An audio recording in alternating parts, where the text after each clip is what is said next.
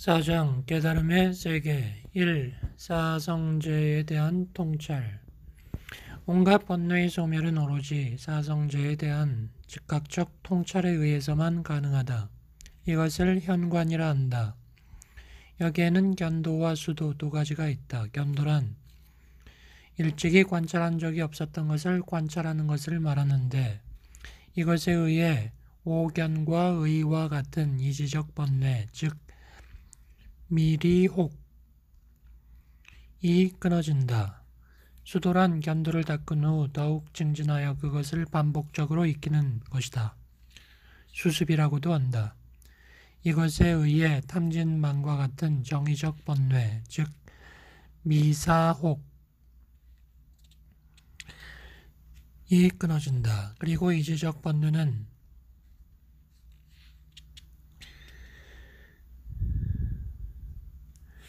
마치 해머를 내리치는 순간 바위가 깨어지는 것처럼 단박에 끊어지기 때문에 견도는 오로지 무르이다. 그러나 정의적 번뇌는 연근의 심줄이 끊어지는 것처럼 강성한 것에서부터 시작하여 미약한 것에 이르기까지 9단계에 걸쳐 점진적으로 끊어지기 때문에 수도는 유루와 무루 모두와 통하는데, 이에 대해서는 다시 논의할 것이다. 그렇다면 사제란 무엇인가? 사티아란 진리라는 말이다. 고, 집, 멸도 네 가지 진리를 말한다. 고와 집은 미혹한 현실인 괴로움과 그 원인이며, 멸과 도는 깨달음의 이상인 택멸이계의 법 열방과 그 원인이 되는 무루의 성도이다. 어째서 원인을 집이라 했는가? 불교에 있어 원인은 어떠한 경우라도 단일하지 않다. 제법이 인연화합하여 세계로 나타난다. 집, 사무다야란 다수의 원인이 함께 결집되어 결과로 일어난다는 뜻으로 집기의 준말이다. 괴로움이 어째서 진리인가? 그것은 세계의 실상이다. 병의 실상을 알지 못하고는 그 원인도 치유도 알지 못하듯이, 괴로움을 알지 못하고는 그것의 원인도 소멸 방법도 알지 못하는 것이다. 우리 범부들은 대개 결과로서 드러난 사실만을 인식하며 거기에 집착한다. 그러나 그것은 온갖 원인과 조건에 의해 조작된 것이므로 무상하고 괴로우며 무아이다. 그 자체 실제성이 없는 것이다. 일체의 번뇌는 바로 이 같은 현실에 대한 부정확한 인식에서 비롯된 것이다. 즉 우리가 지금 경험하고 있는 세계의 실상인 무상고 등을 제대로 알지 못함으로 인해서 그것의 원인 내지 괴로움의 소멸과 소멸의 방법에 대한 의심이 생기고 사견이 생긴다. 혹은 세계의 실상을 바로 알지 못함으로 다시 자아의 실제성을 주장하거나 그것의 상주단멸을 주장하게 되며, 그에 따라 세간의 참된 원인이 아닌 것을 참된 원인으로 여기거나 그릇된 실천들을 정정한 도라고 여기고 그러한 견해를 좋은 것이라고 집착한다. 이는 곧 자기 견해에 대한 애탐이다. 아울러 자기 견해와는 다른 견해에 대해서는 오만함과 미움을 갖게 된다. 이렇듯 3계 5부의 기본 번뇌인 10가지 수면 모두는 고죄에 대한 미혹에서 비롯된 견고소단의 번뇌인 것이다. 그러나 현실에서의 경험이 어찌 괴로움뿐이겠는가? 즐거움도 있지 아니한가? 이에 대해 불교에서는 우리에게 드러난 경험 자체로서는 즐거움이라 할지라도 그것은 영원한 것이 아니기에 항상 괴로움을 잉태하고 있다고 말한다. 현실에서의 우리의 경험은 괴로운 경험, 즐거운 경험, 고수, 락수, 괴롭지도 즐겁지도 않은 경험, 사수 등이 있다. 괴로운 경험은 그 자체가 괴로운 것이며 이를 고고성이라 한다. 즐거운 경험은 그것이 사라질 때 괴로운 것이다. 이를 괴고성이라 한다. 괴롭지도 즐겁지도 않은 경험이라도 거기에는 무상변천의 괴로움이 있다. 행고성이라 한다.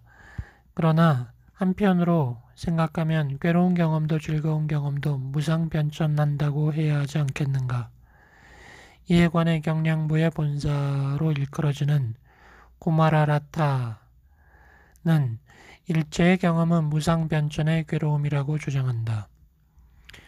그에 따르면 즐거운 경험은 그 자체로서 실체하는 것이 아니다. 왜냐하면 그것의 원인은 결정적이지 않으며 괴로움이 해소되거나 다른 괴로움으로 전이될 때 비로소 생겨나는 것이기 때문이다. 이를테면 일반적으로 즐거움의 원인으로 간주되는 음식이나 의복도 제때에 획득되지 않거나 과도할 경우 괴로움을 낳으며 기갈이나 추위 등에 핍박되지 않는 한 즐거운 것이 아니다. 또한 한쪽 어깨에 무거운 짐을 메고 가다가 다른 어깨로 바꾸어 메게 되면 즐거운 것 같지만 짐을 내려놓지 않는 한 그것도 괴롭다. 그럼에도 어리석은 이들은 괴로움이 해소되거나 전이될 때 즐거움이 생겨난다고 하지만 그것은 진정한 즐거움이 아니다. 다만 괴로움의 변형일 뿐이다. 따라서 일체의 경험은 괴로운 것이며 그러기에 열반으로의 길이 열려 있는 것이다. 사제는 불타의 깨달음 이후의 첫 번째 설법, 즉 초전법륜으로 알려지고 있다. 자밤 전법륜경에서 불타는 이것이 바로 고성제이며 진멸도성제이다. 이는 마땅히 알아야 하고 영원히 끊어야 하고 깨달아야 하고 두루 닦아야 한다. 이미 두루 알았고 이미 영원히 끊었고 이미 깨달았고 이미 닦았다는 형태로 사제를 3번 굴림으로써 무상정등각을 이루었다고 하였다. 아울러 초전법륜으로부터 시작하여 쿠시나가라에서 반열반에 들 때까지 가장 많이 선한 가르침도 사성제였다. 중암 상적유경에서는 코끼리의 발자국이 모든 짐승들 중 최고이듯이 이를 일체의 선법 가운데 가장 좋은 법이라고 하였다. 불타는 사성제를 병의 실상과 그 원인, 치유와 치유의 방법에 비유하였고 자신을 위없이 뛰어난 의사로 일컬었지만 이를 두 쌍의 결과와 원인의 관계로 이해한 것은 대비바사론에서였으며 법승의 아비담심론에 이르러서는 유루인 미혹의 세계, 고집제와 무루인 깨달음의 세계, 멸도제라고 하는 유부교학의 기본 구도로 설정되었다. 그리고 구사론 역시 이에 따르고 있다. 그렇다면 왜 원인과 결과의 순서로 설하지 않고 반대로 결과와 원인의 순서로 설한 것인가? 그것은 바로 세계를 관찰하는 순서에 따른 것이다. 아비달마에서는 불타가 초전법륜에서 사제를 3번 굴린 것에 그들의 수행 실천도인 견도, 수도, 무학도를 배당하기도 하였다. 이렇게 볼 때 사제는 견도의 단계에 이르러 더 이상 뒤바뀐 소견을 갖지 않는 성자들만이 관찰하여 성취할 수 있는 진리이며 그렇기 때문에 거룩한 성자들의 진리, 즉 성제이다. 사제에 대한 통찰은 오늘날 일반적으로 추구되고 있는 객관세계에 대한 개념적이고도 철학적인 진리인식이 아니라 자기 성찰을 통한 주체적 진리인식이기 때문에 거기에 이르기 위해서는 수행을 해야 한다. 사제를 어떠한 언어적 매개에도 통하지 않고 직접적이고 즉각적으로 통찰하는 무르의 견도에 이르기 위해서는 그것이 우연적이거나 본래적인 것이 아니라면 항상 깨어 있어야 하며 그러기 위해서는 수행이 필요한 것이다. 2. 견도의 준비 단계 1. 예비적 단계 사성제에 대한 즉각적인 통찰을 통해 번뇌를 끊고 열반을 성취하기 위해서는 먼저 청정한 계율을 지키면서 지혜의 증진이 필요하다. 그 같은 통찰은 오로지 지혜의 힘에 의해서만 가능하기 때문이다. 그러나 이때의 지혜는 물론 무르의 출세간적 지혜가 아니다. 유르의 세간적 지혜는 스승이나 친구의 말을 듣고서 획득하는 문소성의 지혜와 그것을 주체적으로 사유함으로써 획득하는 사소성의 지혜, 그리고 선정을 통해 반복적으로 익힘으로써 체득하는 수소성의 지혜가 있다. 세간적 지혜라 함은 개념적 언어적 대상에 대한 이해 판단력을 의미한다. 이 같은 세 가지 지혜는 말과 뜻에 따른 차별로서 문소성의 지혜는 단지 말만을 대상으로 하는 판단력이며 사소성의 지혜는 말과 뜻을 대상으로 삼아 어느 때는 말을 통해 뜻을 추구하고 어느 때는 뜻을 통해 말을 추구하기도 한다. 수소성의 지혜는 오로지 뜻만을 대상으로 하여 획득된 판단력이다. 2. 삼현의. 이렇게 하여 진리에 대한 판단의 의식이 고양되고 수행의 바탕이 되는 심신이 청정하게 되었으면 이제 바야흐로 견도의 본격적 준비 단계인 가행위에 들어간다. 이 역시 수소성의 지혜를 더욱 고양시키기 위한 단계로서 여기에는 삼현의와 사성근이라는 7단계가 있다. 삼현의는 아직 깨달음 밖의 단계이기 때문에 성자위와 구별하여 현위 혹은 외범위라고 한 것으로 오정심관과 별상염주, 총상염주의 세 과정이 있다.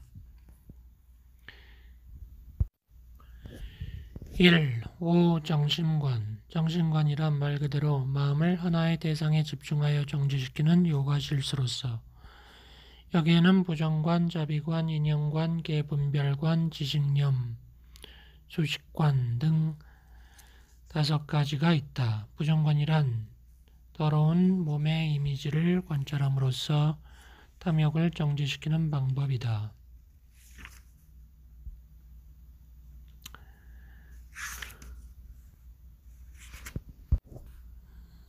유부 아비달마에서는 수소성의 지혜를 체득하는 데 기묘한 방편으로 부정관과 지식념만을 언급한다. 1. 부정관. 부정관은 탐욕의 마음을 정지시키기 위한 관법이라 하였는데 탐욕에는 4가지가 있다. 첫째는 청황적백 등의 색상에 대한 탐욕으로 그가 아무리 미색이라 할지라도 죽으면 피고름이 엉켜 푸르죽죽하게 되는 모습과 본래의 아름다운 색상과는 달리 붉으죽죽하게 되는 모습을 관찰함으로써 이를 물리친다. 둘째는 형상이나 용모에 대한 탐욕으로 그의 시체가 짐승에게 먹히는 모습과 사지의 뼈마디가 분리되어 흩어지는 모습을 관찰함으로 이를 물리친다. 셋째, 신체상의 좋은 감촉에 대한 탐욕으로 그의 시체가 썩어 파리가 생기고 해골이 드러나는 모습을 관찰함으로 물리친다. 넷째, 행동거지나 신분지위에 대한 탐욕으로 시체가 팅팅 부어 가죽자루처럼 되어 썩어 문드러져 고름이 흘러내리는 모습을 관찰해야 한다. 그러나 이는 개별적인 대체이고 이 모두를 동시에 물리치기 위해서는 백골이 엉겨있는 모습을 관찰하는 골쇠관 혹은 백골관을 닦아야 한다. 여기에 3단계가 있다. 처음으로 이 같은 관법을 닦는 행자는 먼저 자신이 아끼는 신체 부위 중에 한 곳에 마음을 집중하여 그것이 썩어 백골로 드러난 모습을 관찰하고 몸 전체로 확대하여 관찰하며 다른 사람의 몸도 그러함을 관찰하고 세상이 백골로 가득 차 있다고 관찰한다. 그리고 다시 반대의 순서로 관찰하여 자신의 백골만을 관찰한다. 이것이 익숙해진 행자는 다시 자기의 백골 중에서 발의 뼈가 제거된 나머지의 뼈에 마음을 집중하고 점차 나머지 뼈들을 하나하나 제거하여 종래 머리의 반쪽 뼈가 제거된 나머지 반쪽 뼈만을 관찰한다. 그리고 그것마저 제거한 채 마음을 미간에 집중시켜 고요히 머물 때 어떠한 것에도 더 이상 주의나 관심을 기울이지 않는 부정관을 성취하게 된다. 2. 지식념. 보통은 음역인 아나파나념, 아나파나사티로 안반수위로 불려진다. 아나란 들이쉬는 숨, 아빠 나란 내쉬는 숨이다. 들숨 날숨을 잊어버리지 않고 챙기는 관법이다. 우리는 부지불식간에 숨을 들이쉬고 내쉬며 마음 역시 우리가 미처 알지 못하는 사이 온갖 대상으로 치닫는다. 지식념은 이를 억제하기 위한 관법으로 그 본질은 해이지만 염의 도움으로 숨의 횟수나 장단 등을 관찰하기 때문에 지식념이라고 하였다. 이는 다음에 설할 사념주 역시 해를 본질로 하지만 이때 해는 염의 힘에 의해 대상에 머물기 때문에 염주라고 하는 것과 같다. 구체적으로 어떻게 하는가? 첫째, 들숨과 날숨을 하나에서부터 시작하여 10까지 헤아리는 것으로 두 숨을 한 숨으로 혹은 한 숨을 두 숨으로 헤아리거나 들숨을 날숨으로 혹은 날숨을 들숨으로 헤아리는 일이 없이 헤아려야 한다. 둘째, 들숨과 날숨이 어디까지 이르는지를 관찰한다. 들숨이 몸 안으로 들어와 목구멍, 심장, 배꼽에 이르기까지 또한 날숨의 경우에도 그것이 몸을 떠나 안길에 이르기까지 항상 그것을 관찰하는 것이다. 셋째, 마음을 코끝이나 미간 등 신체 어느 한 부위에 집중한 채로 이러한 숨이 몸을 차갑게 하는지 따뜻하게 하는지 손해가 되는지 이익이 되는지 관찰한다. 넷째, 이상과 같은 관찰이 이루어지면 다시 숨과 함께 작용하는 신체와 마음 등의 오온을 관찰한다. 그리고 이 같은 숨에 대한 생각을 이후에 생겨나는 사념주 내지 세제일법으로 이전시키고 이로부터 한 걸음 더 나아가 견도에 들 때 비로소 지식념은 원만하게 성취된다. 옥자는 이를 통해 금강유정을 거쳐 진지에까지 이를 수 있다고 하였다. 참고로 이 같은 지식념에는 자아관념이 부재하기 때문에 외도는 닦을 수가 없으며 또한 진실된 마음가짐을 가져야만 성취되므로 정법을 지닌 유정만이 닦을 수 있다. 2. 사념주 부정론과 지식념에 의해 욕담의 마음과 산란된 마음이 억제되었으므로 이제 바야흐로 이를 바탕으로 세계 존재의 실상을 관찰해야 하는데 전자를 사마타라 하고 지라고 하고 후자를 비파사나 관이라고 한다. 즉 사마타를 획득하기 위해 부정관과 지식념을 닦았다면 비파사나를 획득하기 위해서는 사념주를 닦아야 한다.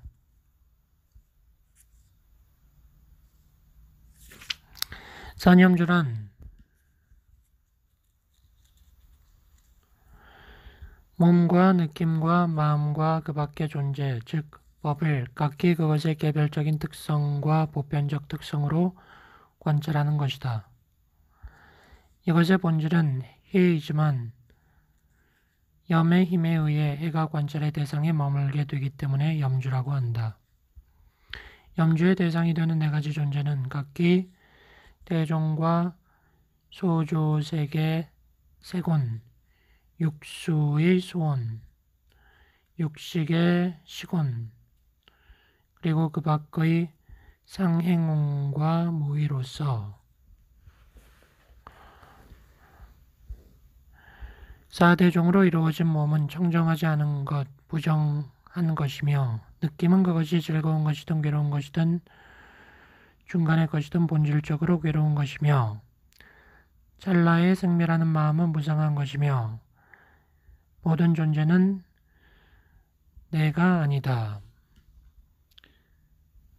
즉 부정, 고, 비상, 무화를 파악하는 것이다. 이는 각기 자신만의 고유한 특성을 통한 개별적인 관찰로서 그렇게 함으로써 그것들이 각기 청정한 것이며 즐거운 것이며 항상하는 것이며 나의 것이라고 하는 네 가지 잘못된 소견을 물리치게 된다. 염주의 대상이 네 가지인 것은 바로 이 때문이다. 아울러 이 같은 네 가지 존재는 경험의 세계를 낳게 하는 구체적인 근거로서 비록 경전상에서 세계는 영원하고 즐거우며 나의 것이며 청정한 것이라고 여기는 것을 네 가지 전도라고 설하고 있을지라도 여기서는 그 상이 거칠어 관찰하기 쉬운 순서에 따라 몸, 느낌, 마음, 그 밖의 존재의 순으로 설하게 된 것이다. 예컨대 온갖 탐욕은 몸을 근거로 하여 일어나기 때문에 그것을 먼저 설한 것이며 몸을 탐하는 것은 그 느낌을 즐거운 것이라 여겼기 때문에 그것을 즐거움이라고 여기는 것은 마음이 조화되지 못하였기 때문이며 마음이 조화되지 못한 것은 번뇌가 끊어지지 않았기 때문이다. 한편 일체의 유의법은 온갖 원인과 조건에 의해 생겨나는 것이기에 영원하지 않으며 일체 유의법은 번뇌를 수반하기에 괴로운 것이며 일체 존재는 진실로 아소가 아니기 때문에 몸은 비상고 공비하이며 느낌도 마음도 법도 역시 그러하다. 이는 앞의 경우와 달리 네 가지 존재의 보편적 특성을 통한 개별적 관찰이다. 이처럼 존재의 개별적 특성을 통해 관찰하든 보편적 특성을 통해 관찰하든 네 가지 대상 각각에 대해 관찰하는 것을 별상염주라 한다. 그런데 법념주의 경우 그것은 이미 복수의 존재를 대상으로 한 것으로 그것 자체만을 관찰하기도 하지만 다른 대상, 이를테면 몸과 느낌과 혹은 몸과 느낌과 마음과 함께 관찰하기도 한다. 이같이 다른 대상과 함께 관찰하는 법념주를 자변의 염주라 하며 각기 개별적 대상만을 관찰하는 앞의 세 염주를 부자변의 염주라고 한다. 이상의 삼현위는 말하자면 산란된 마음을 정지시키고 모든 존재의 개별적 특성과 보편적 특성을 개별적이고 전체적으로 관찰하는 요가실수로서 번뇌의 속박으로부터 해탈하여 열반으로 나아가는 근거가 되기 때문에 순해탈뿐이라 한다.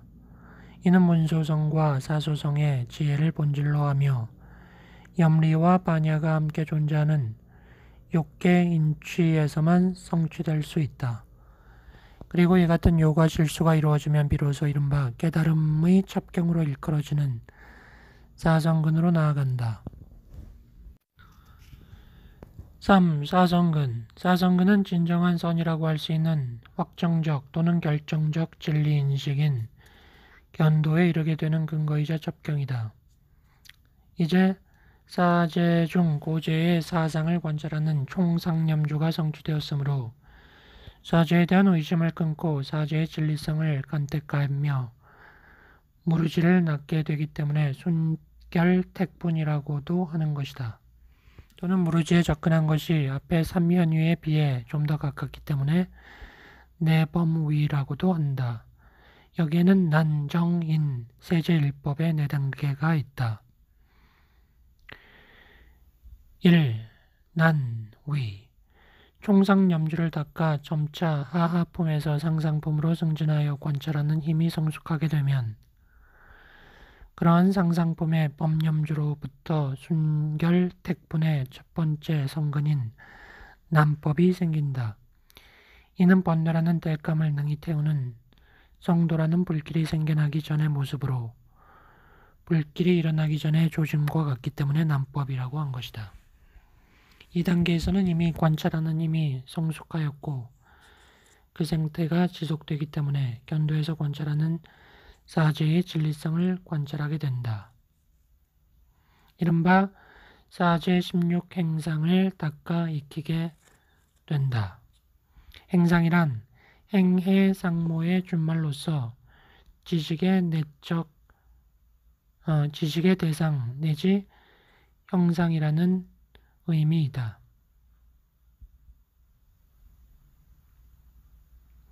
즉 고성제를 관찰하여 비상고공비하의 행상을 닦으며 집성제를 관찰하여 인집생연의 행상을 멸성제를 관찰하여 멸정묘리의 행상을, 도성제를 관찰하여 도여 행출의 행상을 닦는다.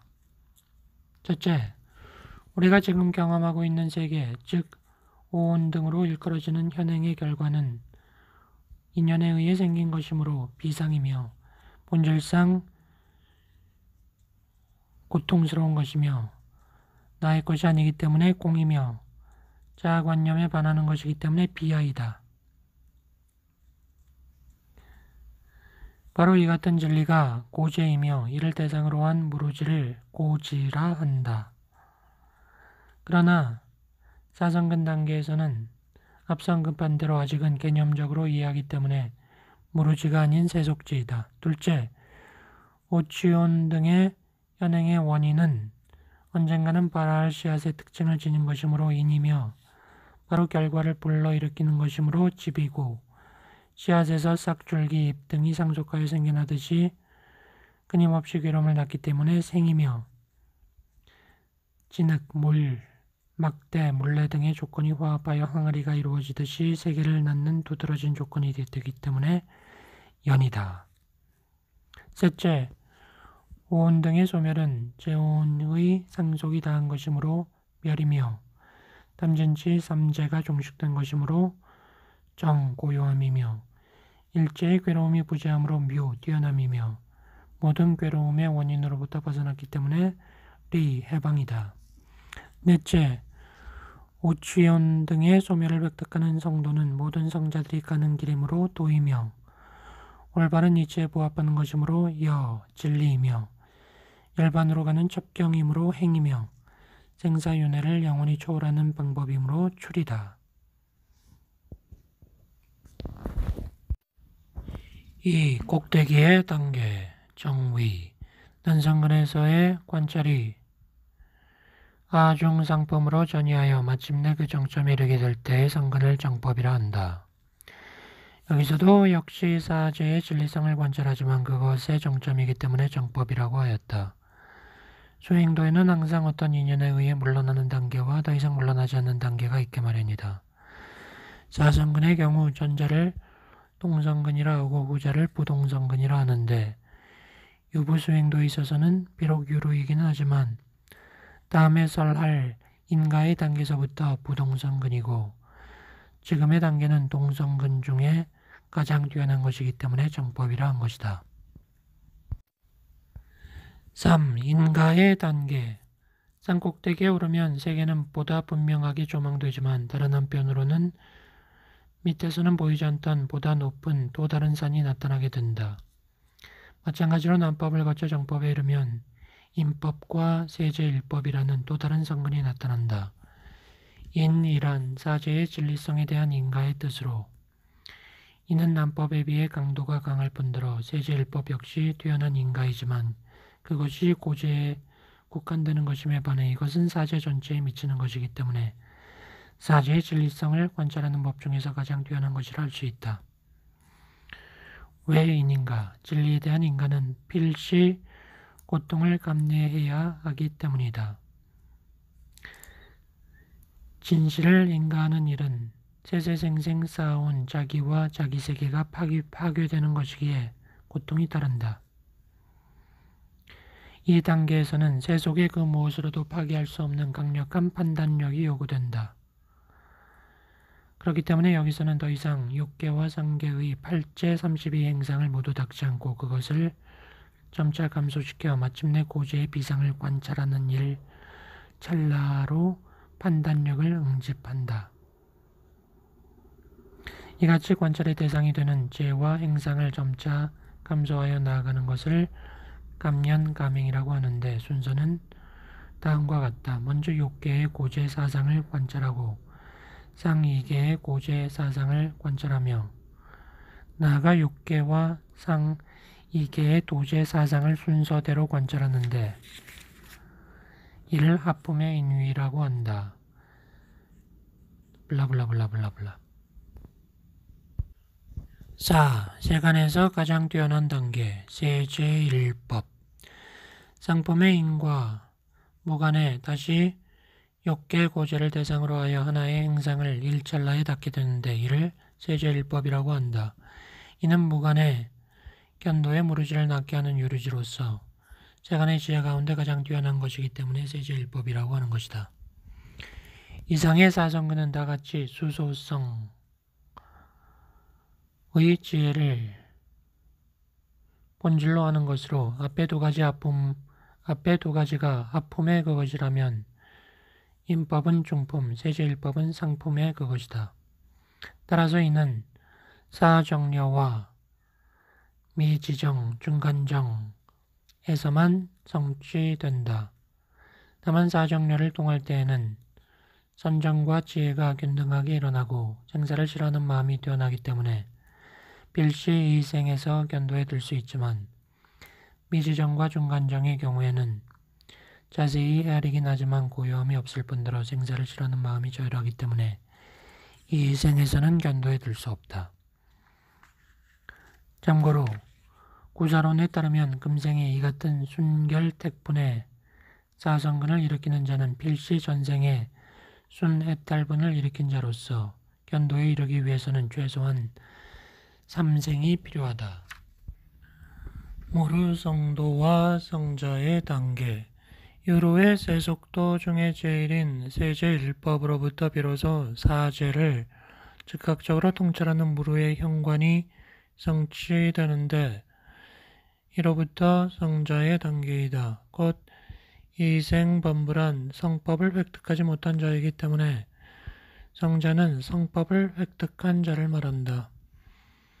이제 바야흐로 견도에 의해 견소단의 번뇌를 소멸한 이를 예륙과 성자라 하고 수도에 의해 욕계의 수소단의 번뇌 중 일부를 끄는 이를 일렉과라 하고 모두를 끄는 이를 불황과 성자라 하며 생물세계의 수소단의 번뇌를 모두 끄는 이를 아라한과 성자라 한다. 그리고 아라한과의 경우 이제 더 이상 닦아야 할 것이 없기 때문에 그 이전 단계를 유학이라 하는데 반해 무학이라 한다. 이같이 아비달마의 수행도는 견도와 수도 그리고 무학도로 나뉜다. 이를 견도, 앞에서 말한 총상염주도, 사성근도, 사제를 반복적으로 관찰하는 것이지만 그 강도나 깊고 얕음의 차이는 있을지라도 개념적 이해이기 때문에 그것으로 번뇌는 끊어지지 않는다. 그렇다면 괴로움의 세계를 초래하는 번뇌의 단멸은 어떻게 가능한가? 세계 실상에 대한 올바른 통찰, 즉 사제 현관에 의해서 가능하다. 그런데 유부의 법상관에서 볼 때 유루의 온갖 번뇌는 결국 마음을 오염시키는 개별적인 의식작용이기 때문에 유루의 마음에 의해서는 단멸되지 않는다.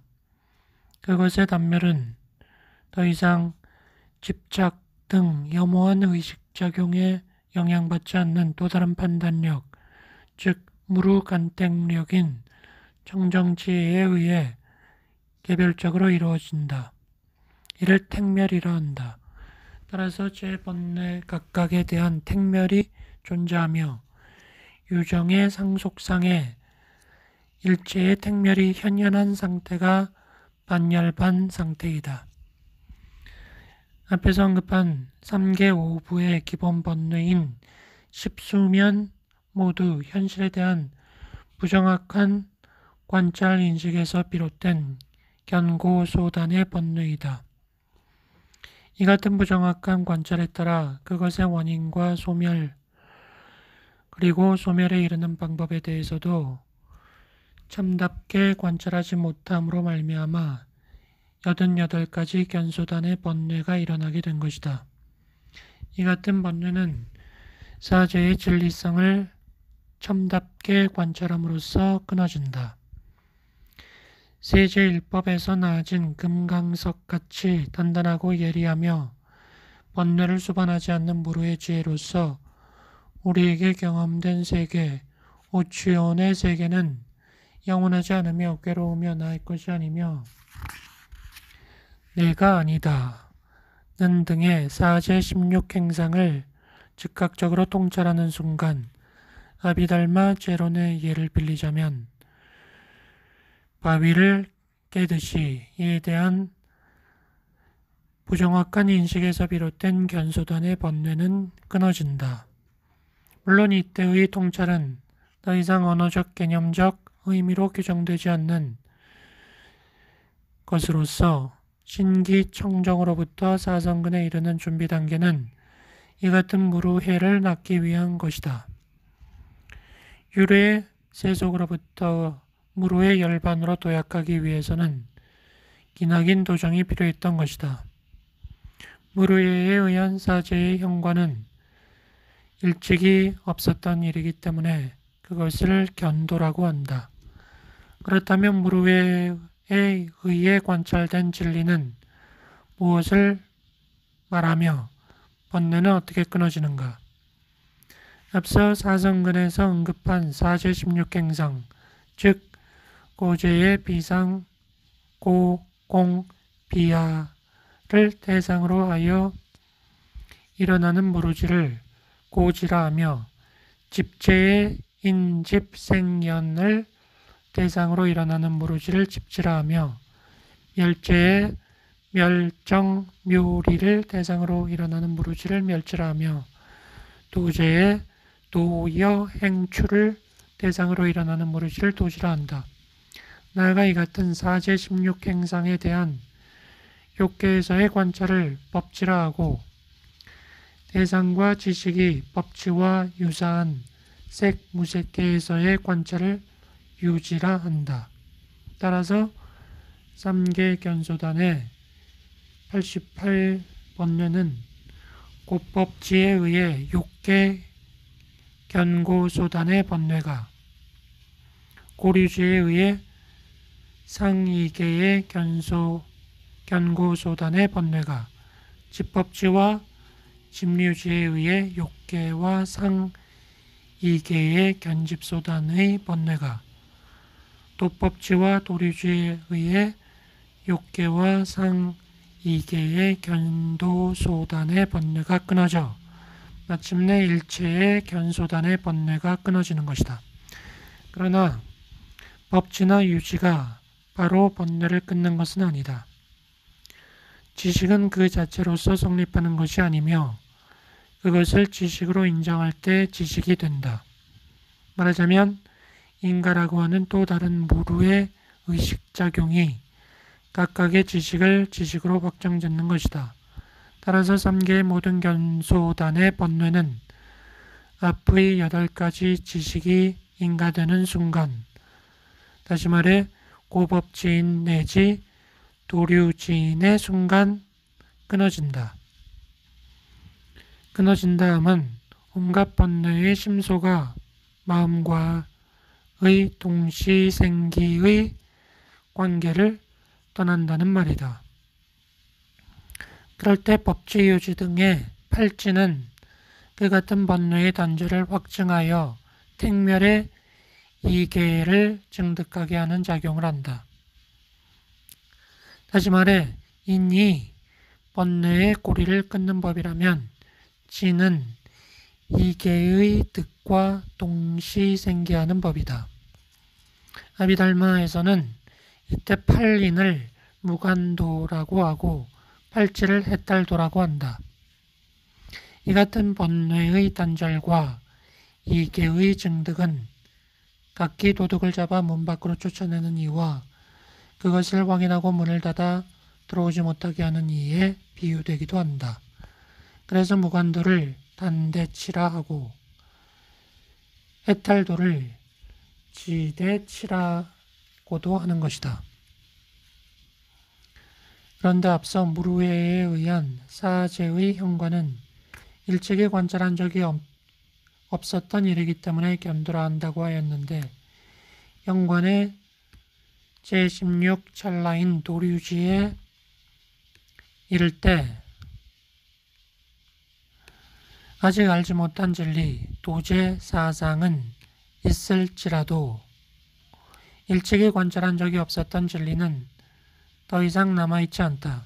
즉 이는 모두 견을 본질로 하기 때문에 제15찰나인 도류지인에서 사제의 현관을 모두 마친 것이 되며 제16찰나에서는 제15찰나를 거듭 관찰하여 아는 것이기 때문에 견도라고 하지 않고 수도라고 한다.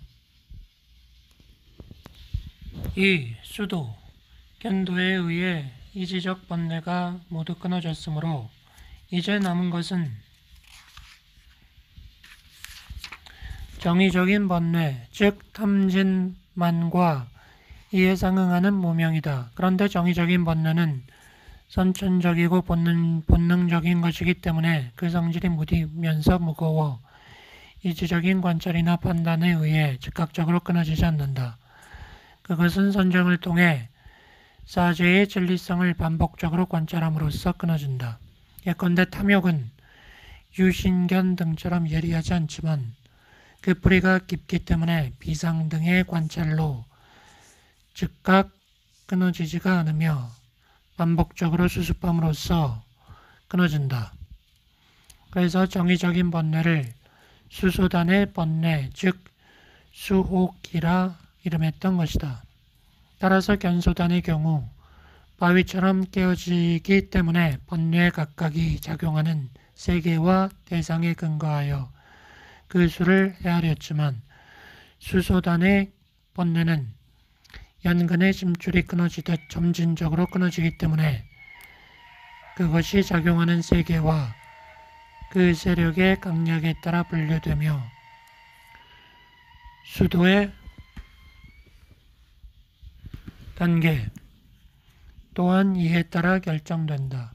예컨대 동일한 탐이라 하더라도 그것이 작용하는 세계와 세력의 강약에 따라 다르기 때문이다. 그러므로 수소단의 번뇌는 다같이 육계로서의 구품의 차별이 있고 색계 사정류에서도 각기 구품의 차별이 있으며 무색계의 사무색정에서도 각기 구품의 차별이 있어 도합 81가지의 유형으로 분류된다. 다시 말하지만 이는 번뇌의 개별적인 종류의 차별이 아니라 강도의 차별이다. 그럴 경우 수소단의 번뇌는 당연히 육계 미지정으로부터 상계 상제의 번뇌 순으로 성질이 거칠고 날카로워 제압하기 쉬운 상상품의 번뇌로부터 제압하기 어려운 하하품의 번뇌 순으로 끊어진다.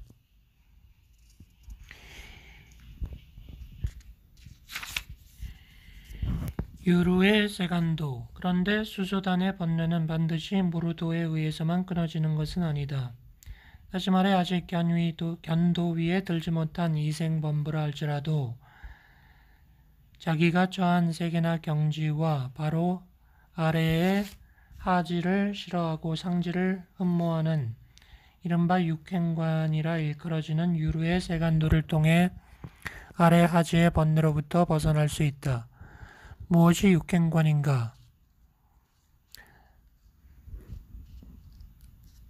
자지와 바로 아래 하지의 유루법은 상지의 그것과 비해 고요하지 않기 때문에 거친 것이며 미묘하지 않기 때문에 괴로운 것이며 감옥의 벽처럼 자지에서 벗어나는 것을 방해하기 때문에 장애가 되는 것이다. 이와 반대로 상지의 그것은 아지에 비해 고요하고 미묘하며 아지의 더러움을 떠난 것이다. 이와 같은 관찰하는 것이 유루 육관으로 전자가 무관도라면 후자는 해탈도에 해당한다. 예컨대 재수생은 자신이 속한 세계나 고등학교의 세계를 싫어하고 대학의 세계를 동경함으로써 고등학교 세계로부터 벗어날 수 있다. 그러나 그러한 생각 자체는 자신이 속한 세계에 따라 일어난 것이기 때문에 그 같은 생각으로서 현재 자신이 속한 세계를 떠날 수는 없다.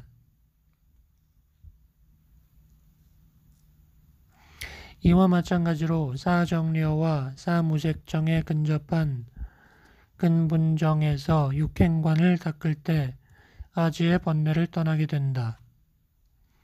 이러한 육관행을 닦음으로써 미지정의 의해 욕계의 번뇌를 떠나며 제2정리어의 근본정에 의해 초정리어의 번뇌를, 나아가 비상 미비상처의 근본정에 의해 무소유처정의 번뇌를 떠나게 된다. 그러나 비상 미비상처정에는 더 이상 상계상지가 없기 때문에 그것의 번뇌는 유루의 세간도로서 끊을 수 없다. 또한 유루도는 자지의 번뇌에 따라 생겨난 것이며 또 다른 번뇌의 원인이 되기도 하기 때문에 그 세력이 약하기 때문에 자지와 상지의 번뇌를 끊지 못하는 것이다. 참고로 범부가 이 같은 유루도로서 수소단의 번뇌를 끊을 때에는 아직 무루도가 생겨나지 않았기 때문에 온갖 번뇌가 오부로 차별되는 것을 알지 못하며 따라서 그것을 모두 구품에 준하게 함께 끊게 되는데 이를 오부합단이라 한다. 성자의 삶, 성자의 단계. 앞서 언급한 대로 성자란 성체를 현관하여 무로의 성법을 획득한 이다. 성자는 다시 번뇌를 끊는 단계에 따라 예륙과 일렉과 불안과 아라한과로 나뉜다. 그러한 계위로 향하고 있는 이를 또한 예류향, 일레향, 불환향, 아라한향이라고 한다. 고래로 이를 사향, 사과 또는 사상, 8배라고 하였는데 이제 살펴보자. 1. 예류향과 예륙과. 사제를 현관함에 있어 고법지인으로부터 제15찰나인 도류지인까지의 성자를 예류향이라 하고 제16찰나인 도류지를 이르러 견소단의 번뇌는 모두 끊었지만 수소단의 번뇌는 아직 아무것도 끊지 못한 성자를 예류과라고 한다. 여기서 예류란 싸다함, 스로타 아판나란 말 그대로 무르도의 흐름에 이른 자라는 뜻으로 더 이상 악취에 떨어지는 일이 없으며 하늘 욕계천과 인간 사이를 최대한 7번 왕래한 후 반열반을 성취하기 때문에 극칠반생이라 한다. 이유는 무엇인가? 이 같은 사실은 이미 아함에서도 나타나지만 그 이유에 대해서 언급하고 있지 않다.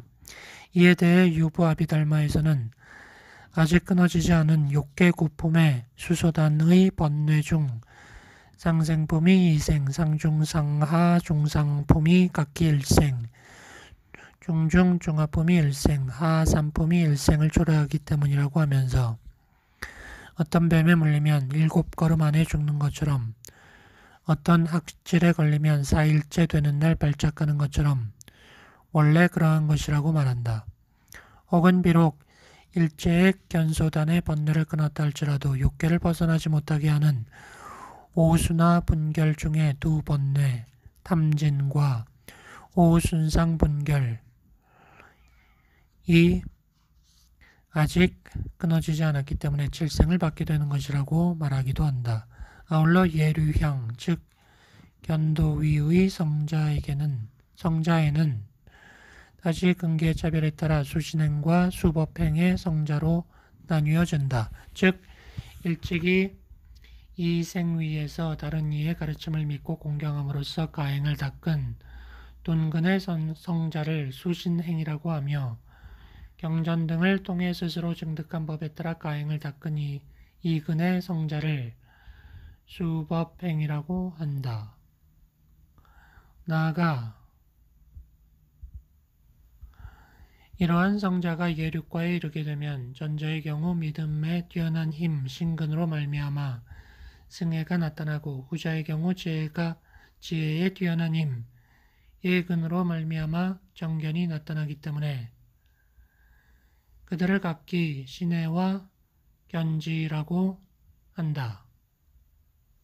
다시 말해 견도위의 성자가 수도의 단계에 이르게 되면 수신행에서의 믿음은 더욱 증장하여 무르의 승애를 처음으로 일으키기 때문에 신하라고 한 것이며 수법행에서의 지혜는 더욱 증장하여 정견의 해가 나타나기 때문에 견지라고 한 것이다. 이 같은 둔근과 이근의 차별은 타고난 것이다.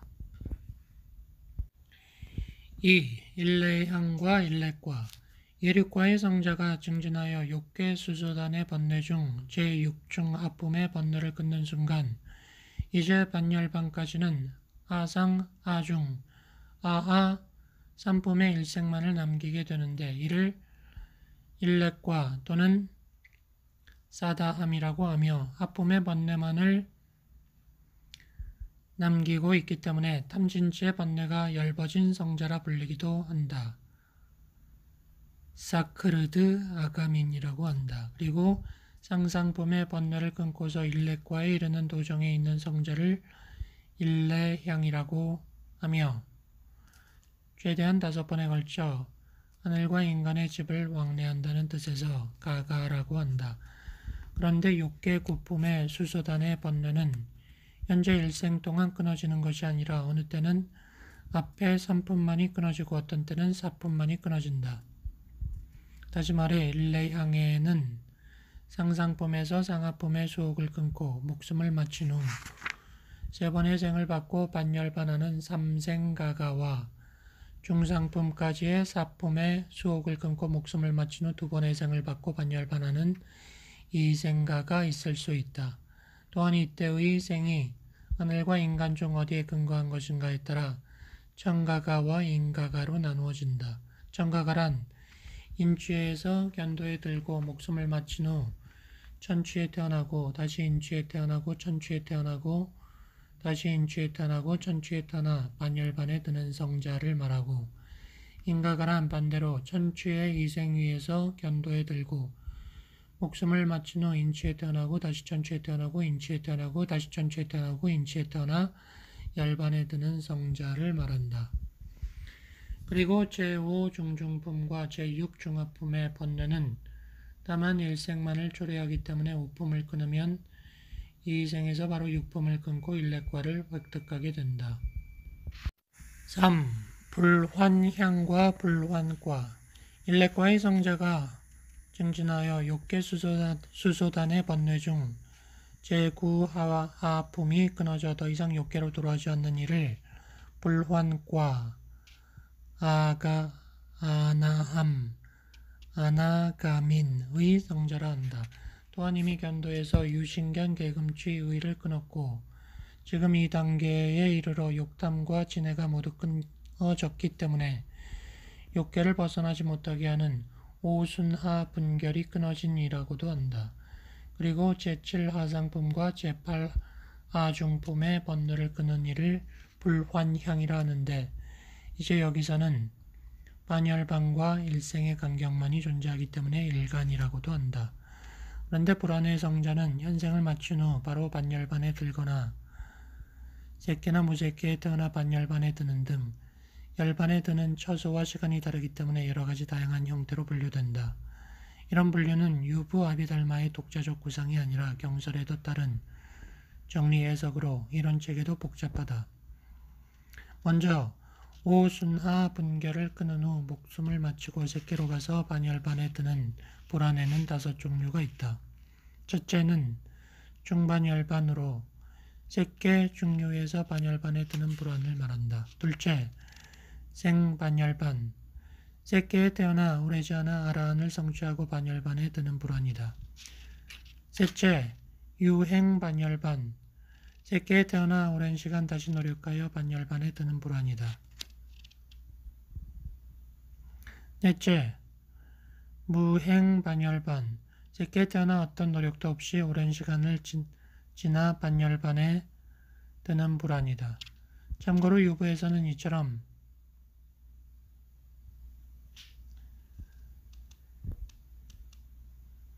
유행반열반을 먼저 열거하여 무행반보다 높은 단계로 꽂고 있지만 경랑부에서는 경에서 설한 순서에 따라 어떠한 노력 없이 자연적으로 획득되는 무행반을 보다 높은 단계로 간주한다. 다섯째, 상류반 열반, 새끼에 태어나 보다 높은 경지로 전생하여 반열반에 드는 불안이다. 여기서 보다 높은 경지란 새끼의 경우 제사 정려의 최고천인 색구경천을 말한다. 욕계에 있으면서 색계의 탐을 떠났을 경우 목숨을 마친 후 무색계로 가서 반열반에 들기도 하고 욕계에 머물면서 바로 아라한과를 획득하여 반열반에 들기도 한다.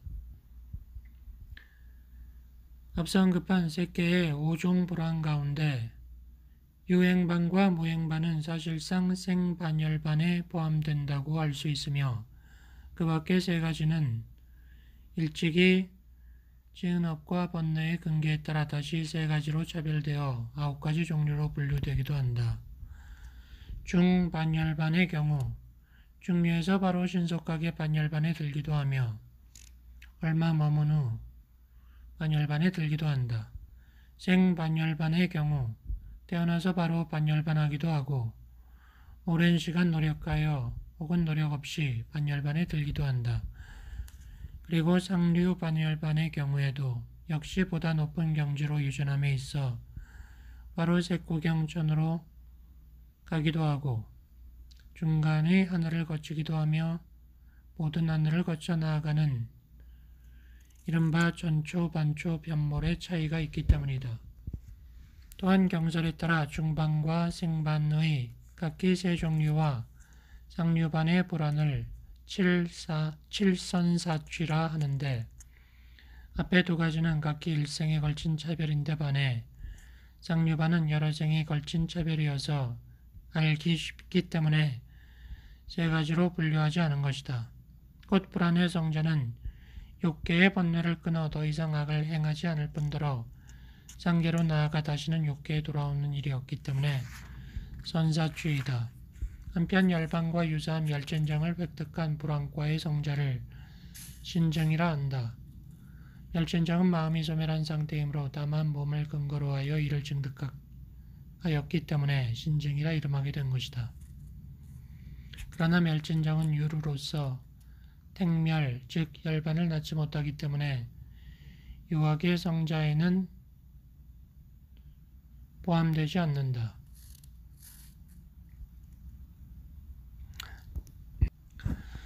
아라한과 아라한과 무학도 불안과의 성자가 증진하여 색계 초정료의 제1상상품의 번뇌를 끊고 나아가 무색계 유정지 즉 비상비비상처의 제8하중품의 번뇌를 끊는 동안의 성자를 아라한향이라 한다. 그러나 엄격히 말한다면 유정지 제9하품의 번뇌를 끊는 무관도까지로서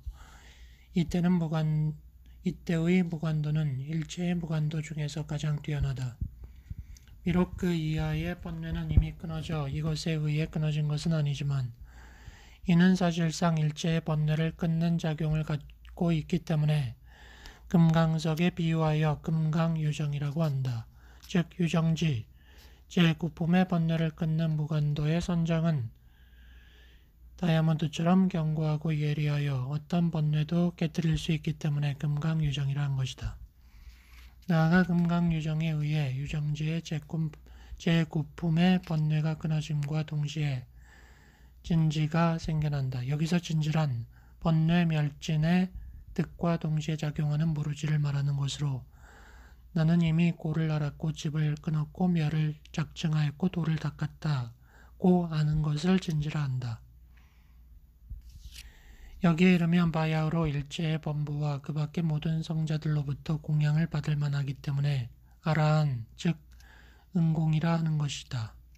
또 다른 성자의 계위를 획득하기 위해 더 이상 닦아야 할 것이 없기 때문에 무학이라고도 한다. 이에 반해 예류왕에서 아라한 향에 이르는 성자는 보다 상위의 단계로 가기 위해 배울 것이 있기 때문에 유학이라고 한다.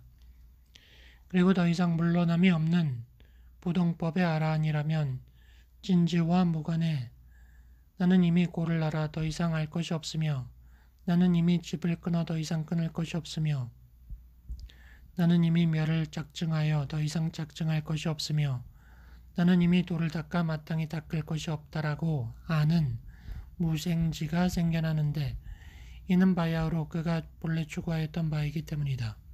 그러나 그 밖에 아라한은 그 후 물러나는 일이 있기 때문에 진지와 무관의 진지 혹은 무학의 정견을 낳을 뿐 무생지를 낳는 일이 없다. 이처럼 유부에 의하는 한 아라한과의 성자 중에는 거기서 물러나는 종성도 있고 물러나지 않는 종성도 있는데 경에서 절하고 있는 퇴법, 사법, 호법, 안주법, 감달법, 부동법의 육종성의 아라한도 이에 따라 다음과 같이 해석된다. 블라블라블라블라. 이러한 육종성 가운데 앞에 5가지는 앞에서 절한 둔근의 성자인 신혜로부터 나아지는 것으로 이미 획득한 과위에서 물러나지 않기 위해 항시 애호하며 마음으로써 번뇌의 속박에서 해탈하였기 때문에 시의 심해탈이라고 한다. 또한 둔근이기 때문에 뛰어난 인연, 이를테면 좋은 의복이나 음식, 침구, 처소 혹은 설법과 인물을 만나는 때를 기다려 비로소 선장에 들어 해탈할 수 있기 때문에 시해탈이라고도 한다.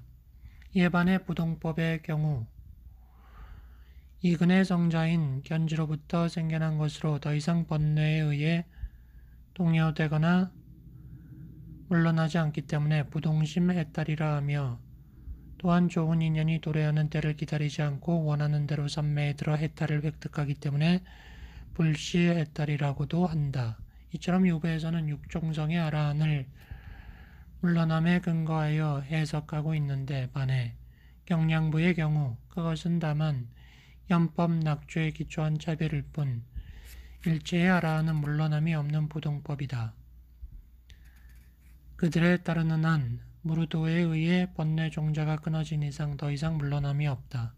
즉 경량부에서는 유루정인 연법 낙조에서의 물러남만을 인정하며 그것을 상실하는 둔근자를 앞에 5종성의 아라한이라 하고 상실함이 없는 이근자를 제6부동법의 아라한이라 한다. 그런데 유부에 의하면 어떤 아라한이 자신의 종성이나 과유에서 물러난다 할지라도 더 이상 번뇌를 일으키지 않기 때문에 다시금 새로운 업을 짓는 일은 없으며 얼마 후 본래의 종성이나 과유를 다시 획득하기 때문에 중간에 목숨을 마치는 일도 없다. 그리고 이와 같이 오로지 지혜의 힘에 의해 일체의 번뇌의 장애를 끄는 아라한을 해탈이라 하며 아울러 멸진장을 획득하여 선장의 힘으로 해탈의 장애마저 끄는 아라한을 구해탈이라고 한다. 여기서 해탈의 장애란 무부무기성인 불념오무지를 말하는 것으로 이것은 올바른 지혜가 생겨나는 것을 방해하지는 않지만 이것이 존재하는 한 완전한 해탈이라 할 수 없는 것이다. 아무튼 아라한에게는 이제 더 이상 끊어야 할 번뇌도 더 이상 닦아야 할 행도 없다. 그는 존재 본성에 대한 통찰을 통해 인간을 구속하는 속박으로부터 해방된 자이다. 그는 완전한 인식과 평화와 지혜를 갖는다. 그렇다면 왜 아라한은 열반을 증득하고도 생존을 하는가? 생존을 지속하는 한 필연적으로 육체를 지녀야하며 그것에 따른 제약을 피할 수 없다. 그것은 그를 태어나게 한 업력이 아직 다하지 않았기 때문으로. 그러므로 이런 까닭에 아비달마 불교에서는 열반을 아직 육체적 제약이 남아있는 유여의 열반과 그것으로부터 또 완전히 벗어난 무여의 열반으로 구분하기도 하였다. 그러나 분명한 것은 아라한은 이제 더 이상 세속의 생사윤회와 거기서 파생되는 괴로움에 속박되지 않는다는 말이다. 한편으로 생각하면 무여의 열반은 생사로 표상되는 존재의 완전한 소멸을 의미하며 그것은 절대 공무와 다르지 않다. 이런 까닭에서 아비달마 불교의 아라한은 대승으로부터 외신멸지 즉 무여 열반에 든다고 하는 것은 결국 육신을 죄로 만들고 지혜마저 소멸한 상태에 불과한 것이라고 비판받게 되었던 것이다. 그러나 멸정묘리로 엄표되는 열반은 인식의 대상이 아니라 실제 깨달음의 세계로서 대승의 공과 마찬가지로 세간의 언어를 초월한 것이다. 역시 아라한으로 불리기도 하는 열애는 존재의 조건이 끊어졌기 때문에 사후 더 이상 윤회하지도 않지만 그렇다고 모든 것이 절멸된 것도 아니다. 만약 열반이 모든 것이 절멸된 상태라면 그것은 허무단멸론이다. 불타는 열애의 사후에 대해 어떤 입장도 보이지 않는다. 그것은 곧 열반이란 세속적인 경험을 초월한 상태이며 따라서 우리의 경험적 사실에 근거하여 사후의 존재 유무를 논의할 수 없다는 것이다.